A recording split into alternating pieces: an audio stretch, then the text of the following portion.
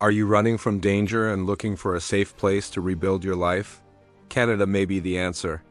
But claiming refugee status isn't easy, and making a mistake could cost you your future. In this 3-hour guide, we break down exactly how to claim asylum in Canada. From documents to decisions, every step is explained clearly and calmly. This could be the video that changes your life or someone else's, so watch, share, and subscribe. Chapter 1. Understanding refugee status. Before you apply, you must understand what it means to be a refugee in Canada. A refugee is someone who fears persecution because of their race, religion, nationality, political views, or membership in a social group such as the LGBTQ community. Canada recognizes 2 types of refugees under its system: convention refugees and persons in need of protection. We'll also explain the difference between refugee claims and humanitarian and compassionate applications, and introduce the Charter of Rights and Freedoms, which protects your basic rights once your claim is accepted. Chapter 2. Eligibility requirements. 20:01 to 40 minutes and 0 seconds. Not everyone can apply. In this chapter, we explain who is eligible and who is not. Chapter 2. Eligibility requirements. 20:01 to 40 minutes and 0 seconds. Not everyone can apply. In this chapter, we explain who is eligible and who is not. For example, if you've already made a claim in another country, or if you've been denied refugee status in Canada before, you may be ineligible.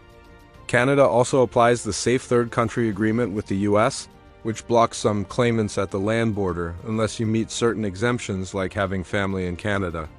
This chapter also highlights special considerations for children, people with disabilities, and victims of trafficking. Chapter 3. Making your claim. You can claim refugee status at the border or from inside Canada. We guide you through both options. If you arrive at an airport, border crossing, or port, you must tell the officer immediately you want to claim asylum. If you're already inside Canada, you'll use the IRCC refugee portal online. We'll walk you step by step through submitting your claim, uploading documents, and avoiding common errors. You'll also learn what happens next, including fingerprinting, photos, and getting your refugee protection claimant document. Chapter 4. Completing the basis of claim form. This form is the heart of your case. It explains why you are afraid to return to your country. You must provide detailed, truthful, and compelling reasons backed by facts, documents, and events.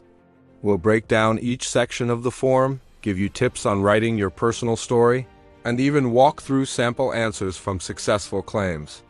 You'll also learn what not to say because one error can cast doubt on your whole application. Chapter 5. What happens after submission?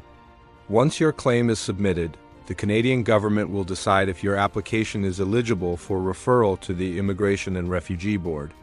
You'll need to do a medical exam with a government-approved doctor, and you may be invited to an eligibility interview.